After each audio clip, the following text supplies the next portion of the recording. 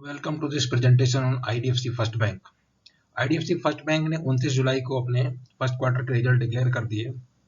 उसके बाद से उसके शेयर प्राइस में मूवमेंट काफ़ी आ गया, किंतु ये वीडियो कंपाइल करके पब्लिश करने में थोड़ा देरी हुआ।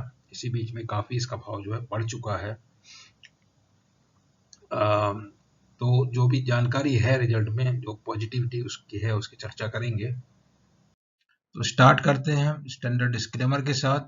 Fact, figure and opinion in the presentation video are based on information available in different agencies and public domain and published in good faith. Viewer in their own interest may like to cross-check and verify information from concerned source before making any financial commitment.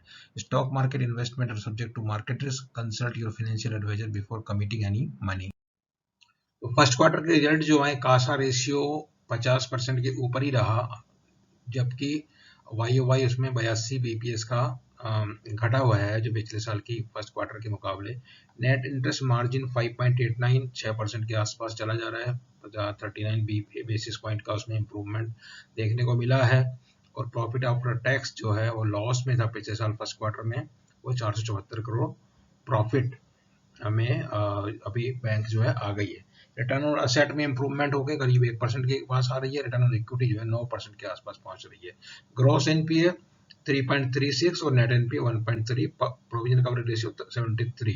तो ये अभी इसमें improvement काफी हद तक हो चुका है। और अगर ओवरऑल ये देखते हैं कि वाई परफॉर्मेंस असेट में जो है 21% फंडेड असेट में ग्रोथ देखने को मिला है। डिपॉजिट में 21% ग्रोथ देखने को मिला है। कासा में ऑफ कोर्स डाउन था। Gross NPA, net NPA bank level के ऊपर और असेट क्वालिटी का जो इम्प्रूवमेंट है वो देखा जा सकता है यहाँ पे, क्योंकि ग्रॉस एनपीए 3.36 पे आ गए 4.61 से, और नेट एनपीए जो है 2.3 से 1.3, 102 बीपीएस का उसमें इम्प्रूवमेंट। प्रॉफिटेबिलिटी में भी देखिए, जो कोर ऑपरेटिंग इनकम में जो है 40% का इजाफा हुआ है। कॉस्ट टू इनकम रेशियो जो है 41 बीपीएस हो गया। और ऑपरेटिंग ये इसमें सुधार हो गया, 77 से लगा के 73, 4% जो है करीब ये घट गया। और प्रॉफिट जो है लॉस से प्रॉफिट में आई है जैसा है। और ये रिटर्न ऑन एसेट क्योंकि लॉस में थी, इनका कंपैरिजन करने का कोई मतलब नहीं बनता है। ये प्रॉफिट ऑफ टैक्स किस हिसाब से बढ़ रहा है, 152 करोड़ 281, 343, 474, बहुत लगातार और शानदार ग्रोथ इसमें देखने को मिल रही है।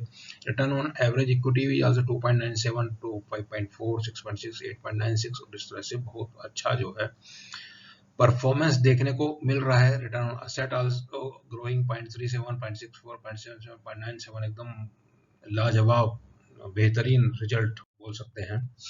और ये जो सीईओ हैं आईडीएफसी फर्स्ट बैंक के, वैद्यनाथन, वो अपना स्टेटमेंट समय समय पे देते रहते हैं मीडिया में, जिसके हिसाब से उनका अभी टारगेट जो है कासा रेशियो 50% पहुंचना था, वो बहुत पहले समय से पहले वो 50% पे पहुंच गए, और वो अभी स्टेबल है, यही उनका भी कहना है। और उसका जब कासा रेशियो आ गया तो अभी क्या करेंगे कि अभी लैंडिंग मशीन उसको जो यूज करना, मतलब आपको डिपॉजिट तो मिल गई सस्ती, तो उसको लैंड करना है जिससे आपको प्रॉफिट उस पर कमाया जा सके।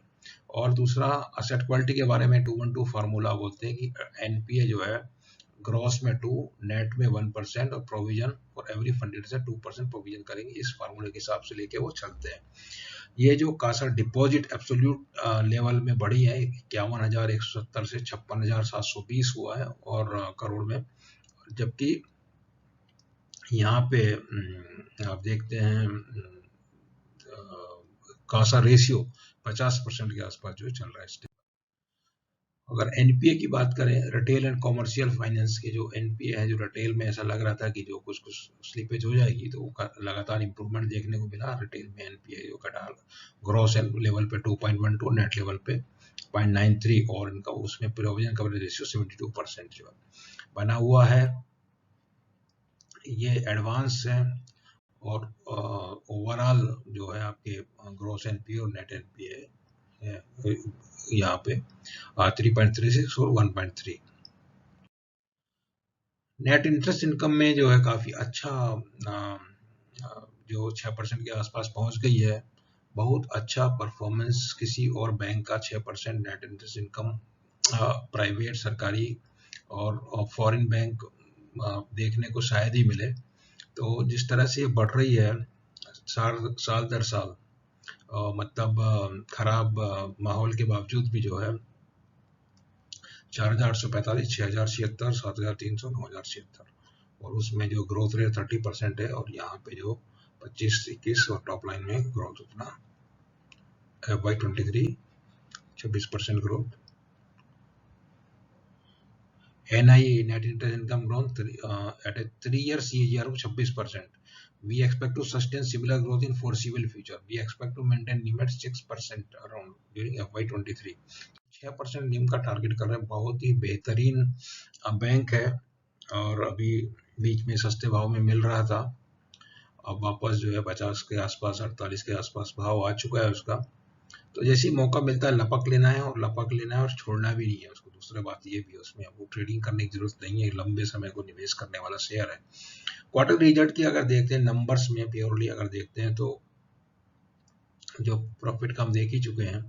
जून 21 में जो है थोड़ा रिजल्ट इनके गड़बड़ा गए थे, जब इन्होंने एक राइट ऑफ किया था, और तो ग्रॉस लेवल पे या नेट मतलब बिफोर टैक्स आफ्टर टैक्स में भी जो है ये लॉस डिक्लेयर किया। उसके अलावा जो है अच्छे रिजल्ट थे उसके पहले भी और उसके बाद में भी अच्छे हैं। तो उस समय थोड़ा सा असेट क्वालिटी का प्रेशर हुआ था।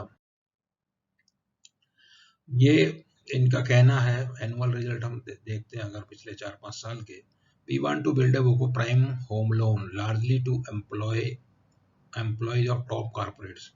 We now have a good CASA base to build on which we will complement the long tenure home loan that are both secured and less expensive.